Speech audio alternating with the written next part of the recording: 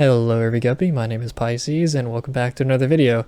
In this video I'm going to be doing a Q&A, and for those of you who don't know, I'm a professional Dead by Daylight coach. I've been coaching Dead by Daylight since January of 2020. It's been a very long time, and I have gotten almost 170 reviews, and all of them are literally 5 stars. If I scroll down here I can show you, yeah, literally all of them.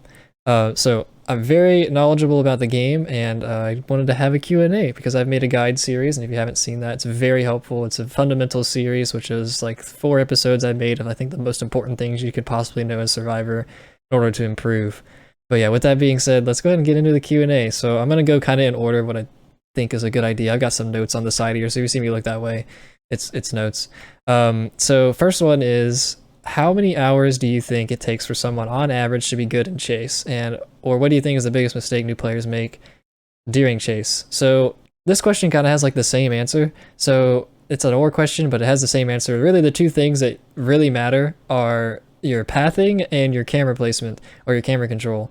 Because if you can't be very efficient with your movement and comfortably look around, then it's going to take you longer to be able to get better at chase, because you're not going to have consistent information and you're not going to be consistent at what you do.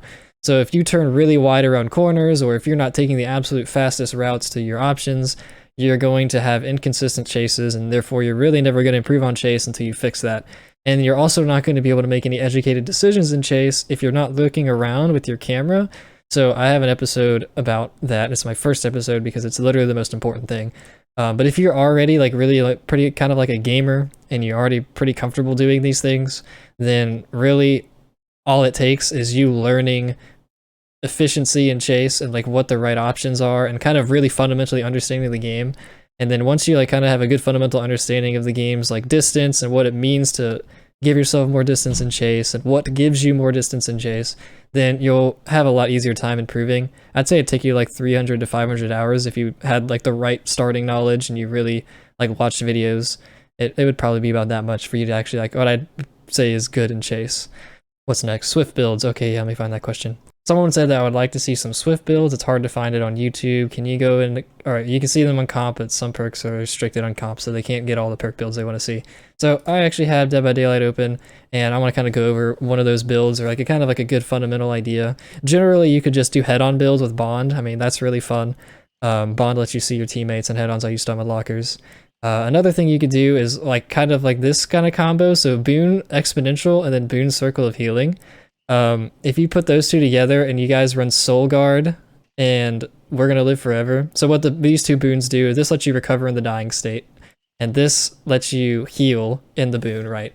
And so if you can heal your teammates and they recover quickly, like in the boon radius, and you all have a bunch these two perks on, you have boons everywhere on the map. Like if the killer ever slugs, you always come up with Soul Guard, and so you can always take a hit. Soul Guard just gives you an extra hit when you come out of the dying state. And if your teammate's Soul Guard is down, or just in general you pick them up and maybe they don't have Soul Guard, We're Gonna Live Forever gives them an endurance effect for 10 seconds after you pick someone up off the ground. And so they'll be recovering quickly, you run up to them, and then you pick them up, and then they can take a hit. And it's just mayhem. I mean, it's not really a comp build, so since you apparently watch comp, I can give you some comp answers. I mean, really just any meta perks, honestly, like anything like Adrenaline, Sprint Burst, Exhaust perks, like most of them are pretty good. I'd say like a couple people with Prove Thyself and Deliverance, but that's not even Swift, that's just OP. Things like Borrow Time, obviously good for your teammates. Dead Hard's always good, take hits for your teammates. If you want to run like a Sabotage build, you could run the same 2 boons, and then run maybe like Breakout, and then bring a toolbox, and like maybe Saboteur if you wanted, just in case you don't have one, but bring like this toolbox that's really fast, Sabo speeds, and then basically when killer picks up, they wiggle off, your teammate's gonna wiggle off faster, and then you Sabo the hook, and so the hook's gone, the killer drops them, and if they're in the boon radius, they can just pick themselves up with the boon. And you can see how this can get kind of insane. But these are kind of like really high skill things. If you don't want to deal with like a really high skill, like compatible loadout, then you could run, I think it was For the People's Soul Guard. So let's go back to Soul Guard, it's page 6, right? Yeah. Soul Guard and For the People's page 3, I think. So if you have For the People, you can instantly pick up your teammates. If you have Soul Guard, like I said, they take an extra hit when they're come out of the dying state. So essentially what you would do is anytime your teammate falls down, you just pick them up with Soul Guard. Or they pick them up with For the People, they have the extra hit, and then they just run off. It's really kind of funny. You can kind of loop with friends like this. Okay, so there's kind of like 3 questions for the next part. So it's like, so Greg asks, I would say that I have trouble dealing with turbo zoners like Demo, Nemesis, Nurse, and you don't know what to do against them, especially against a good Nurse or Demo. And then we have someone else saying Timing, Huntress, Hatchets, Blight Rushes, and Nurse Blinks. This is kind of similar to like the same thing. And then we have Trickster, right? I put Trickster in the exact same bucket as you'd put Huntress, but just slightly worse than Huntress in almost every way. It's interesting. So we're going to go over that. So let's I'm going to bring up some loops. So when it comes to anti-loop killers, I'm going to use the jungle gym as an example. So this one, we're just going to pay attention to the version number 1 of this. So where there's the palette here and the window there. And then you can imagine this doesn't exist, this doesn't exist. And then we have just our walls kind of set up. This wall spawn shows up on almost every map. If you watched episode 3 of the series, you learned a little bit about wall spawns and where they show up. But if the survivor's standing, let's say the survivor's standing here and he wants to run this way. If the killer, we're going to say it's a blight, for example, is standing here, what they're going to do is they're going to see the survivor running the corner, and they're going to dash here and then go hit the survivor before they get to the pallet. So if you're playing against one of these anti-loop killers, one of the things you want to do is not run predictably in your chase, and kind of everything you do is just going to be a 50-50.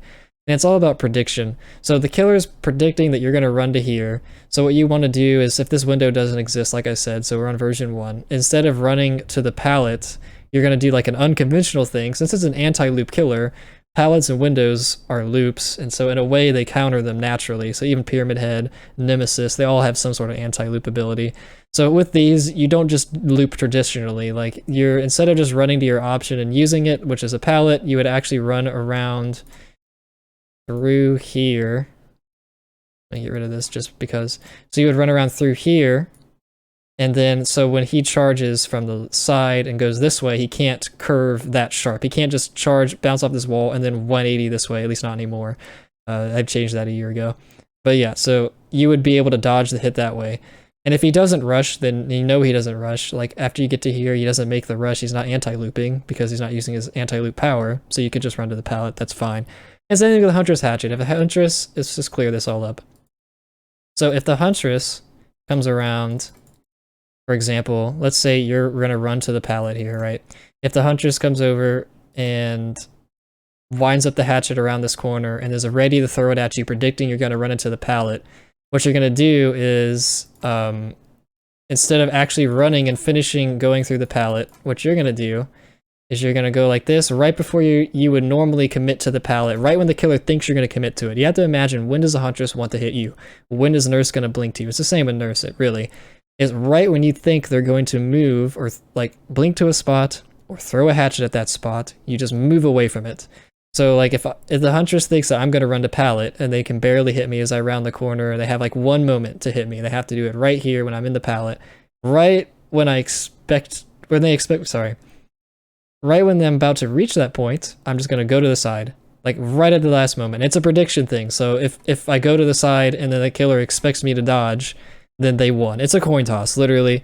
I mean, all of Dead by Daylight chase at the highest level is a coin toss, and especially worse like that when it's anti-loop killers. Like with Blight, I was saying. So if Blight dashed here and then went after me, then me going through this window was just a guess that he would dash. I couldn't just wait for him to dash because it'd be too late.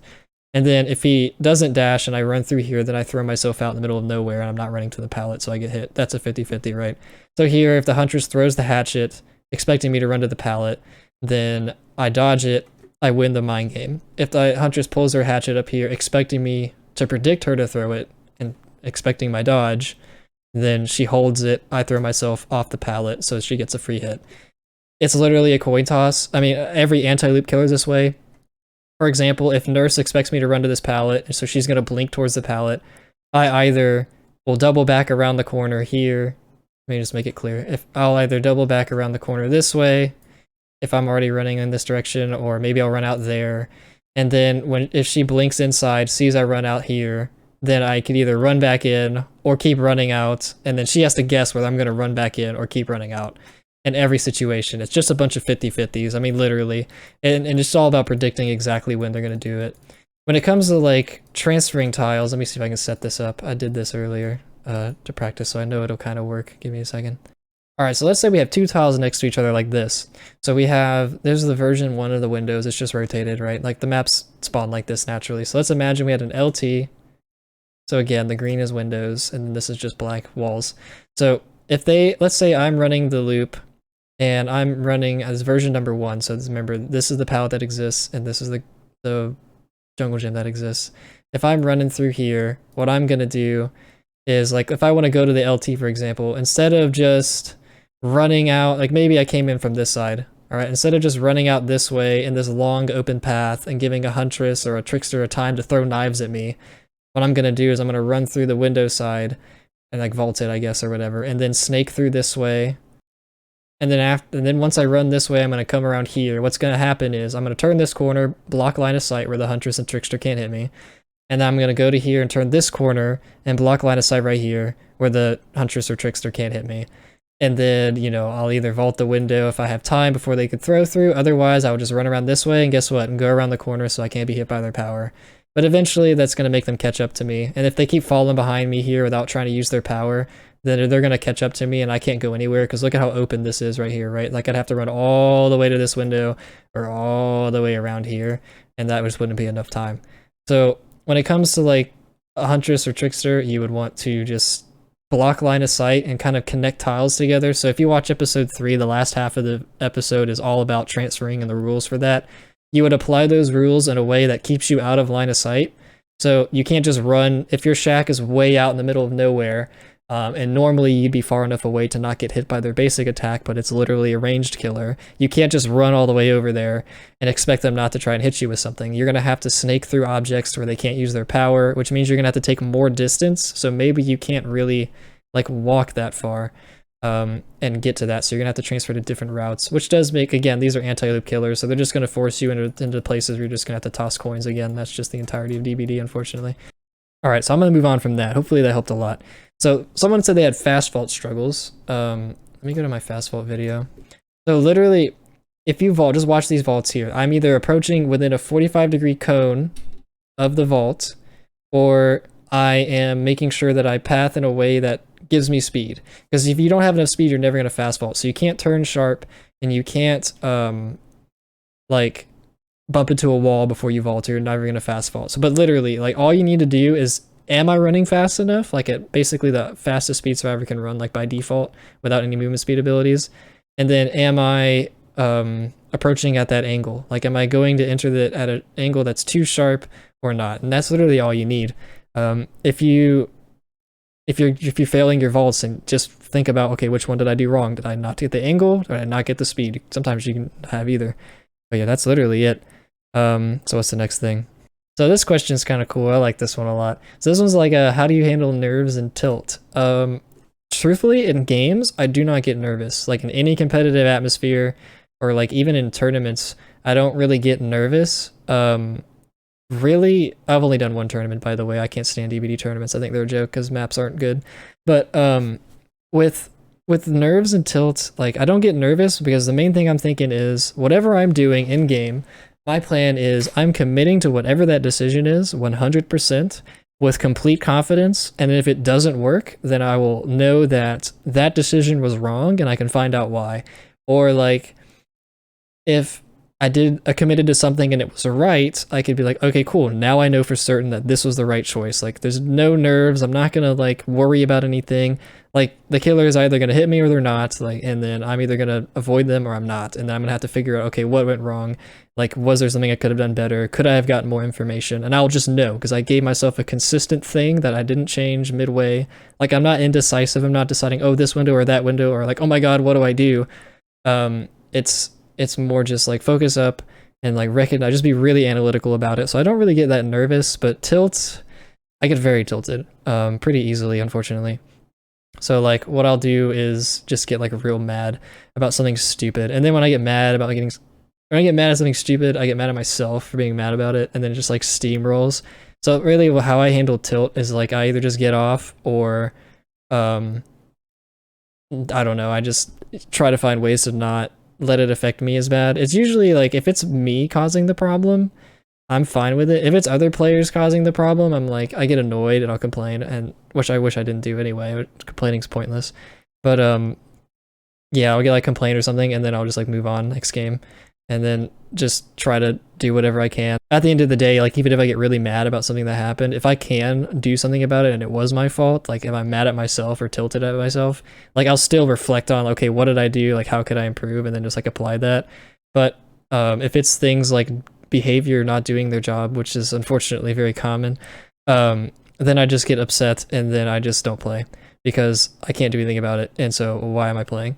And they've just like, if you guys have seen this game for the past 6 years, if you were there from the beginning, like, and you see that now we're just now balancing hook camping with giving base kit borrowed time 6 years down the road when hook camping has been always boring, skillless, and just not interesting or interactive in any way. Like how it took them 6 years to do that is mind-boggling, and I just like, it's kind of disgusting. And it's kind of also kind of depressing seeing how many people are willing to accept just how bad DBD or behavior is at like making DBD a fun game. I don't care if the game's balanced, but like the meta is not fun. It's camp, tunnel, slug, gin rush. Like sit on the gin and do nothing but hold a button. Camp, do nothing and stare at a hook. Tunnel, just go after this same guy, give him no chance to escape, you know, like sometimes, just depends. And then everything depends on map RNG, you know, blah, blah, blah. The meta is not that fun to me, and so like, obviously like, I just don't play the game anymore. But I love teaching the game because like the concept of looping is extremely fun, so it's kind of weird. It's like a weird thing I'm in right now. But like looping is a great concept, and yet DBD as like meta is so against making looping common. Like the meta is anti-loop killers, and the meta is like anti-loop and like extend generators to make you sit on gens and not loop. Like that's the idea. So I think that's just terrible game design.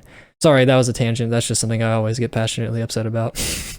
So let me look at the next thing. All right, so I actually know this guy. He's trying to troll me here, but first he's like, why am I always found first? I'll go ahead and give you like a legit answer for this. So there's a lot of things, like when you sprint, you leave scratch marks. Many people know that. You can see scratch marks from literally across the map, like on a tree, like literally across the map. I actually did this today in my coaching session. I literally saw scratches across the map and I knew exactly where someone was. And then there's things like likely spawns. You know, if I spawn on one corner of the map, the game will put you on the other corner. So I'm going to run that way. It's not going to spawn you right next to me. So generally, like I'm going to run in the general direction where I see people, and then I'll find them, and that's great. And if you immediately get on a gen, that's also going to bother you, because if you get on the gen, the first thing the killer's going to do is look where they expect you to spawn and look at the gens that are closest to where they expect you to spawn. So if you're immediately just walking on a gen without paying any attention to the killer, you'll be found first. I personally play this way, and also if you run to the center of the map, that doesn't help either. But I personally do both of those things because I want to be found. I hate gens, and so if I get on a gen and they find me, great, I can loop now. If I run to the center of the map and try to get rid of the middle gen and they find me, great, I get to loop now. If I also go for great skill checks all the time too. So if I hit the great skill check, I spend less time on the gen, awesome. And if I miss the great skill check, I make a notification and the killer comes to me, and then I don't have to be chased, great. I'm sorry, I don't have to be on the gen. It's just, that's just the way. And then his second part of his question is, oh, and if silence makes a sound, what noise will it be perceived by itself? Simply put, it would just be the sound of Claudette urban evading on the edge of the map, because whatever goes in their brain, probably too. Both of those are very much, they have no sound. And then the last one, I'll go ahead and do a read more on this one. So the guy who asked about fast faults also asked if I'm going to play Home Sweet Home anymore, because they watched my looping guide on the game or whatever, and they want to learn more about it. So for those who don't know or pay super close attention to like my channel or whatever, Home Sweet Home is a game that is another 4v1 game, kind of like you could imagine the same game mode as DBD, but it's entirely designed around looping and making looping fun and the main aspect of the game, and like super like pretty balanced. I mean, you can't super balance an asim, like truthfully, there's no way to do that, but it's honestly impressively balanced now. Like a year ago, it completely flopped, but I love this game like tremendously. If the game keeps on the track it's on right now, like when it releases on November, which is when I'm going to go full-time on all my content into Home Sweet Home, it's going to be a phenomenal. I mean, I'm just going to give you some points I put on my notes here. So like I said, the game's designed around looping, so there's no like, the meta is not camp, tunnel, or slug, or like, you know, sit on the objective as much as possible. Like the meta is more about balancing how efficient you are in chase, because you can get like a dozen different items to help you defend yourself against the killer. And of course the killer has counters to these, or else that would be ridiculous. So like you have a dozen ways to interact with the killer instead of just window and palette. The looping is not map RNG, the maps are consistent, the items are where the RNG is, but every item is valuable to a certain extent kind of everywhere. So you can, even if you don't get like the best item in the best spots, like there's still ways to use it, there's still like creative ways to play. It's not just about, okay, I take a 50-50 at this window, this palette, or oh my god, it's an anti-loop killer, so now I have to guess every other occasion like I just talked about earlier in the video. Okay, is he going to predict this or is he not going to predict this? And that's like the entire game. That is all of looping in DBD. And in Home Sweet Home, it's like you have a dozen different items. You have to aim with them. You know, you've got to put them in good places. You have to like actually set up your loops. You literally create your own loops in this game. And so your team has to get the items. It takes a while to get them. And, you know, obviously you got to value, okay, is it worth picking this item, setting it up, and then will it have enough value to stall enough time for my teammates to do gens or whatever they're called. They're called rituals. In Home Sweet Home, you basically have to find a piece to start the objective. So like you find the piece, then you can start working on it. And as soon as the piece is put into the ritual, the killer knows, everyone knows that that's set up. So there's no like, oh wow, I didn't patrol the right gen at the start of the match, so it gets completely finished. You know what I mean? I mean, they've literally taken everything wrong with DBD and just made it great. Of course, they don't have all the licensed crazy killers, and the graphics aren't like as insane or as immersive as DBD, but if you like that, like if you like looping, if you like the concept of looping and the ASIM genre, like that game is like heaven, bro. I can play thousands of hours of that game, and I will. I hope I can. It just needs a player base, but so many people are stuck. It had like such a bad startup a year ago, and so the Steam reviews are like about the game in its old state, so people just think it's bad, but it's okay. I'll prove it wrong. So I guess that's it. I had a lot of fun with this. I'm going to be making more videos like this in the future where I just kind of discuss stuff. So you're going to see a lot more uploads in the week. I'm going to have like a ton of fun doing this. Like I want to do more discussion things. I really like talking and I miss streaming. This kind of feels like streaming, getting to ask you guys questions. So if you got any like questions or anything, or you want to learn more about like Home Sweet Home or whatever, I mean, I'll try to give you as much as I can about it. Right now, the beta's down in America and Europe, so I can't play on anything unless I go in Asia. So I'm not playing until the game releases in the end of November. But when it releases, oh man, I'm gonna be streaming, I'm making videos, bro. I'm gonna be having so much fun. But yeah, I love y'all, and I hope you have a great day. Peace.